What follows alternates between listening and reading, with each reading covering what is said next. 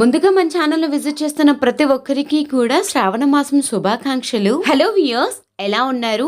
మీరందరూ ఆనందంగా ఉండాలి అని మనస్ఫూర్తిగా కోరుకుంటూ welcome back to our channel. నేను మీ ఆంధ్ర అమ్మాయి నిర్మల. ఇవాల్టి వీడియోలో మన వ్యూయర్స్ అందరికీ మొదటి శ్రావణ శుక్రవారం రోజున అమ్మవారికి సులభంగా పూజను ఎలా ఆచరించాలి అనే విషయాన్ని ఇవాల్టి వీడియోలో మన వ్యూయర్స్ అందరికీ షేర్ చేస్తున్నా.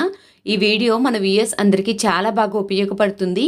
అందరికీ ఇంట్లో ఉన్న వాటితోటే చక్కగా పూజలు ఎలా చేసుకోవాలి అనేది మన ఛానల్ యొక్క మెయిన్ థీమ్ అనమాట. సో అందుకే అందరికీ అందుబాటులో ఉండే వాటితోటి చక్కగా పూజలను అనేది చూపిస్తున్నాను. ముందుగా అయితే వీడియోని ఎక్కడ స్కిప్ చేయకుండా ఎండ్ వరకు చూడండి. వీడియో నచ్చితే తప్పకుండా లైక్ చేయటం అస్సలు మర్చిపోవద్దు. శ్రావణ మాసంలో ప్రత్యేకించి ద్వార పూజను అనేది ఆచరించాలి. అందులో మంగళవారం శుక్రవారం అయితే మరీ అమ్మకు ప్రీతికరం కాబట్టి ఆ 2 రోజులు తప్పనిసరిగా ద్వారానికి చక్కగా పసుపును పూసి కుంకుమ బొట్లతోటి అందంగా అలంకరించి ముగ్గును వేసుకోండి. అలానే తులసి కోట ఇంట్లో ఉంటే తులసి కోటను కూడా చక్కగా పసుపు కుంకుమలతోటి అందంగా ఇలా అలంకరించుకోండి. లక్ష్మీ అమ్మవారు శుచి శుభ్రత ఎక్కడ ఉంటే అక్కడ అమ్మవారు ఉంటారు. అంతేకాకుండా అమ్మవారు అలంకరణ ప్రియురాలు. అందుకే అమ్మవారిని ఎంతో ప్రత్యేకంగా విశేషంగా ఈ శ్రావణ మాసం మనము పూజిస్తూ ఉంటాము. అందుకే మన మెయిన్ ఎంట్రన్స్లో ఉండే తులసి కోటను సింహద్వారం అయిన ద్వారంను రెండింటినీ కూడా చక్కగా ఈ శ్రావణ మాసం మంగళవారం శుక్రవారం ఈ 2 రోజులు కూడా పూజించుకోండి. శ్రావణ మాసంలో పూజలు చేయాలి అంటే పూజ మందిరంలో పూజను చేసుకోవచ్చు. పీఠంను ఏర్పాటు చేసుకుని కూడా పూజను అనేది ఆచరించవచ్చు. ఈరోజు నేను పీఠంను ఏర్పాటు చేసుకునేసి మీకు పూజ అనేది చూపిస్తున్నాను. మీకు పీఠం కావాలి అంటే పీఠం ఏర్పాటు చేసుకోండి, లేకపోతే చక్కగా పూజ మందిరంలోనే ఏర్పాటు చేసుకోండి. చక్కగా అమ్మవారి చిత్రపటానికి పసుపు కుంకుమలు గంధం బొట్లతోటి అందంగా అలంకరించుకునేసి గాజుల మాలను సుగంధభరితమైన పుష్పాలతోటి అందంగా అలంకరించుకోండి. గాజుల మాల ఎలా చేయాలి అనే విషయాన్ని మన ఛానల్లో ఆల్రెడీ వీడియో అప్లోడ్ చేశాను. ఒకసారి తప్పకుండా విజిట్ చేయండి. ఈ గాజుల మాల ఎలా తయారు చేసుకోవాలి అనేది మన వ్యూయర్స్ అందరికీ అర్థమవుతుంది. అమ్మవారిని చక్కగా పుష్పాలతోటి అందంగా అలంకరించుకునేసి అమ్మవారికి దీపాలను ఎన్ని అయితే మనం పెట్టాలి అనుకుంటున్నామో అన్ని దీపాలను ఏర్పాటు చేసుకోండి.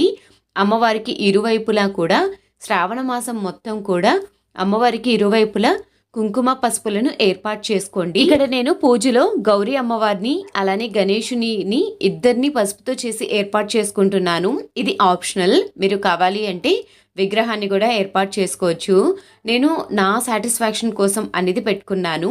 మీ దగ్గర విగ్రహం ఉంటే గణేశుని విగ్రహాన్ని కూడా ఏర్పాటు చేసుకోండి.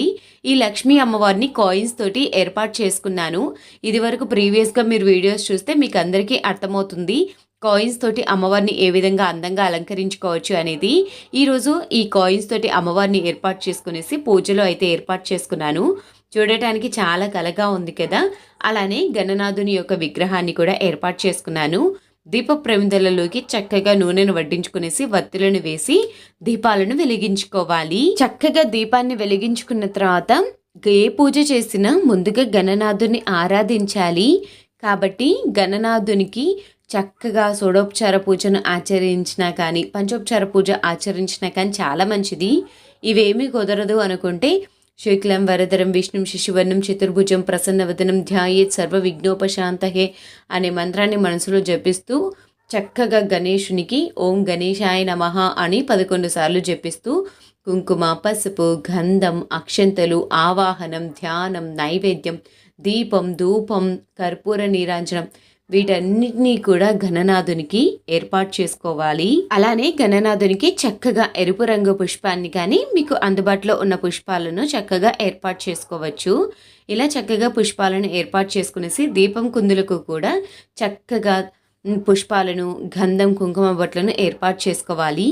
దీపాన్ని సాక్షాత్తం మనము అమ్మవారి స్వరూపంగా భావిస్తాం కాబట్టి దీపంలోకి పుష్పాక్షంతలను వదులుతూ దీపం జ్యోతి పరబ్రహ్మ స్వరూపియే నమః అనే మంత్రాన్ని జపించాలి. గణనాథునికి నైవేద్యంలో ఒక చిన్న బెల్లం ముక్కను ఏర్పాటు చేసుకునేసి చక్కగా గణనాథునికి ధూపాన్ని కర్పూర నీరాంజనాన్ని సమర్పించాలి. ఇలా చక్కగా ముందుగా గణనాథుని ఆరాధించిన తర్వాత శుక్రవారం కదా ఒక ప్రత్యేకమైన దీపారాధన చేసుకుంటే చాలా మంచిది.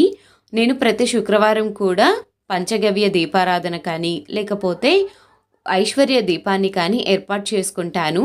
అందుకోసమే ఐశ్వర్య దీపాన్ని అయితే ఏర్పాటు చేసుకుంటున్నాను. మీకు అందుబాటులో ఉంటే పంచగవ్య దీపారాధన కానీ, కామాక్షి దీపారాధన కానీ ఏదో ఒకటి ప్రత్యేకమైన దీపారాధన అనేది ఈ 4 శుక్రవారాలు కూడా ఏర్పాటు చేసుకోండి. ఉప్పు దీపాన్ని ఏర్పాటు చేసుకోవటం కోసం ముందుగా ఒక ప్లేట్ని అయితే సిద్ధం చేసుకున్నాను. ఆ ప్లేట్కు చక్కగా గంధం కుంకుమ బొట్లను ఏర్పాటు చేసుకోవాలి. పెద్దపాటి ప్రమిదం తీసుకోవాలి. ఈ ప్రమిద నేను అఖండ దీపాన్ని ఉపయోగించటానికి, నిత్యం కుంకుమ అర్చనకు కానీ, లేకపోతే ఇలా నేను ప్రత్యేకంగా అమ్మవారికి పూజలు చేసేటప్పుడు కానీ, ఐశ్వర్య దీపాన్ని ఏర్పాటు చేసుకోవటానికి కానీ ఈ పెద్ద దీపాన్ని ఉపయోగిస్తాను.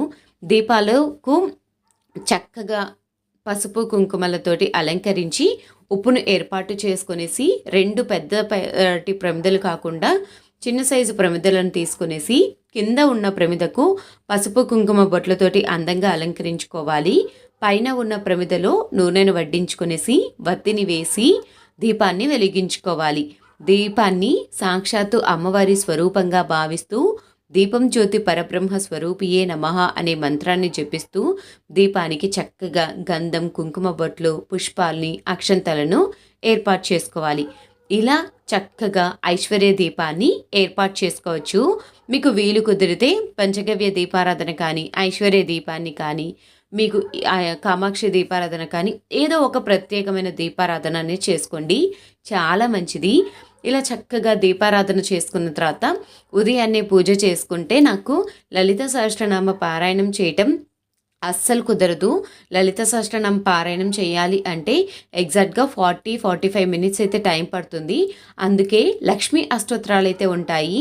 ఇలా ఉదయాన్నే 5 నిమిషాల్లో లక్ష్మీ అష్టోత్తరాలు అయితే పూర్తయిపోతాయి అని చెప్పేసి లక్ష్మీ అష్టోత్తరాలను చదువుకుంటాను. లక్ష్మీ అష్టోత్తరాలను 5 నిమిషాలతోటి చక్కగా ఈరోజు నా దగ్గర లిల్లీ పూలైతే ఉన్నాయి. లిల్లీ పూలతోటి చక్కగా అమ్మవారి దగ్గర పూజకు అయితే ఏర్పాటు చేసుకుంటూ అష్టోత్తరాలను అయితే చదువుకున్నాను.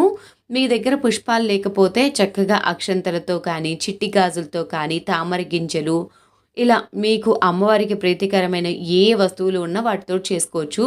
ఇవేం లేకపోతే కుంకుమ పసుపుతో కూడా అమ్మవారికి చక్కగా అర్చన అనేది చేసుకోవచ్చు. అమ్మవారికి అష్టోత్తరాలను కూడా చదువుకోవచ్చు. చక్కగా ఇలా పూజను అయితే లిల్లీ పూలు వీటన్నిటిని ఏర్పాటు చేసుకునేసి పూజ చేసుకున్నాను. ప్రీవియస్గా ఫ్రైడే పూజ వ్లాగ్లో అయితే మీకు షార్ట్స్లో అయితే చెప్పాను. నేను పూజ చేసుకున్నాను, ఏం పూజ నాకు కామెంట్ సెక్షన్లో కామెంట్ చేయండి అని చెప్పాను. ఎవరు కామెంట్ చేయలేదు. అదే ఈ పూజ. చక్కగా శ్రావణ మాసం పూజను ఎలా ఆచరించాలి అనే ముఖ్య ఉద్దేశాన్ని మనసులో పెట్టుకునేసి మీ అందరికీ వీలైనంత త్వరగా వీడియోను అప్లోడ్ చేద్దాము అనే ముఖ్య ఉద్దేశంతో ఈరోజు మీతోటి వీడియోని అయితే అప్లోడ్ చేస్తున్నాను. చక్కగా ఇంట్లో ఉండే సామాగ్రితోటే అమ్మని చక్కగా పూజను అయితే చేసుకోవచ్చు. మీకు కావాల్సింది పుష్పాలు ఒక్కటే, అన్నీ కూడా ఇంట్లో ఉండే వస్తువులతోటే పూజ చేసి చూపిస్తున్నాను కదా. సో చక్కగా ఇలా అమ్మకు లిల్లీ పూలతోటి అష్టోత్తరాలన్నీ చదువుకుండి అమ్మవారికి పూలను సమర్పించేలోకి పీఠం మొత్తం పువ్వులతోటి చక్కగా నిండిపోయింది. చూడటానికి చాలా బాగా అనిపించింది నాకైతే. మీకెలా అనిపించింది? మీకు ఎలా అనిపించిందో నాకు కింద కామెంట్ సెక్షన్లో తెలపండి. చక్కగా అమ్మవారికి ఇలా అష్టోత్తరాలను చదువుకునేసి పూజ చేసుకున్న తర్వాత శ్రావణ శుక్రవారాలలో అమ్మకు తప్పకుండా తాంబూలాన్ని అయితే ఏర్పాటు చేసుకోండి. అమ్మవారు తాంబూల ప్రియురాలు. అమ్మవారికి ఏదో పెద్ద పెద్ద హంగు ఆర్భాటాలు లేకపోయినా కానీ మీకు ఉన్నంతలో అమ్మవారికి తాంబూలం ఇచ్చినా కానీ అమ్మవారు చాలా సంతృప్తి చెంది మీరు కోరిన కోరికలు అనేది నెరవేరుస్తుంది. అమ్మకు పూజ చేసేటప్పుడు భక్తితో పూజ చేయండి. కోరికలు కోరుతూ పూజ అనేది చేయవద్దు. ఎందుకంటే అమ్మకు మనకు ఏం కావాలి అనేది బాగా తెలుసు కాబట్టి అమ్మ మనకి ఏం కావాలి అనేది మనం అమ్మని చక్కగా కోరుకుంటే తెలుస్తుంది. అమ్మకు చక్కగా తాంబూలంలో 2 ఆకులు, 2 వక్కలు, 2 పండ్లను, అలానే జాకెట్ ముక్క, గాజులు, కుంకుమ పసుపు వీటన్నిటిని ఏర్పాటు చేసుకోండి. ప్రతి శుక్రవారం అమ్మవారికి మీకు తోచినంతలో నైవేద్యాన్ని ఏర్పాటు చేసుకోండి. ఈరోజు నైవేద్యం కింద బెల్లం పాయసం, అలానే అమ్మవారు పాలు అంటే ఎంతో ప్రీతికరం కాబట్టి పాలల్లో కొంచెం బెల్లంను వేసి అమ్మవారికి నైవేద్యాన్ని ఏర్పాటు చేసుకొనేసి చక్కగా అమ్మవారికి సుగంధభరితమైన అగరబత్తులతోటి ధూపాన్ని వేసి పంచగవ్య దీపారాధనలతోటి అమ్మకు హారతిని అయితే ఇచ్చుకోవాలి. ఈ రోజున అమ్మకు నేను పంచగవ్య దీపారాధనతో పాటు ముత్యాల పంచగవ్య దీపారాధన హారతిని అయితే ఇచ్చాను. చాలా బాగా అనిపించింది. అమ్మకు తప్పనిసరిగా ధూపాన్ని కూడా వెయ్యండి. చాలా సులభంగా అమ్మకు పూజ ఏ విధంగా ఆచరించాలో తెలుసుకున్నారు కదా. మీకు వీలైతే లలిత సహస్రనామాన్ని ఉదయం సమయంలో కానీ సాయంత్రం సమయంలో కానీ పారాయణం చేయండి. ఈ శ్రావణ మాసంలో చాలా మంచిది. ఇలా చక్కగా శ్రావణ శుక్రవారం మొదటి శుక్రవారం రోజున అమ్మకు పూజను ఆచరించాలి సులభమైన పద్ధతిలో అని మన వ్యూయర్స్ అందరికీ షేర్ చేస్తున్నాను. వీడియో నచ్చిందా? చాలా సులభంగా పూజను ఎలా చేసుకోవాలో చూపించాను కదా. ఈ శ్రావణ శుక్రవారం అమ్మకు పూజ చేసి అమ్మ ఆశీర్వాదం పొందాలి అనే ముఖ్య ఉద్దేశంతో షేర్ చేస్తున్న మరొక వీడియోతోటి మళ్ళీ కలుద్దాం. శ్రీమాత్రే నమః.